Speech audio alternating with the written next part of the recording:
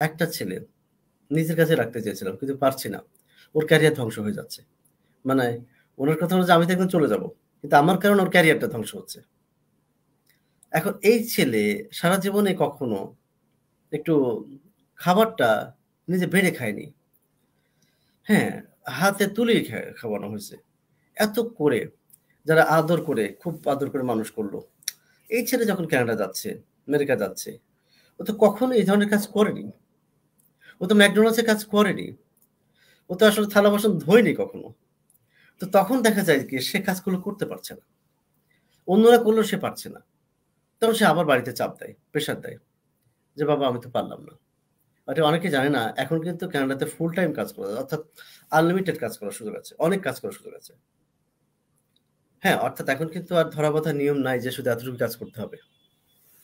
তো সুতরাং এখন কিন্তু একটা ভালো একটা রেস্ট্রিকশনটা আ অনেকখানি উঠিয়ে দেওয়া হয়েছে এবং সেক্ষেত্রে তারা আরো কাজ করার সুযোগ পাচ্ছে কানাডাতে। কিন্তু এই সুযোগটা অনেক কাজে লাগাতে পারছে না। যেমন ৪ মাস ফুল টাইম কাজ করার সুযোগ আছে। ভ্যাকেশন থাকে। এই ভ্যাকেশনে তো ফুল টাইম কাজ করার সুযোগ। কিন্তু অনেকেই করছে না, করতে পারছে না। কারণ সে তো এইভাবে কাজ করে অভ্যস্ত না। এত কষ্ট করেনি সে। তো ওখানে যে কষ্ট তো করতে হবে। কাজ করা মানে তো কিছু কষ্ট তো বটে।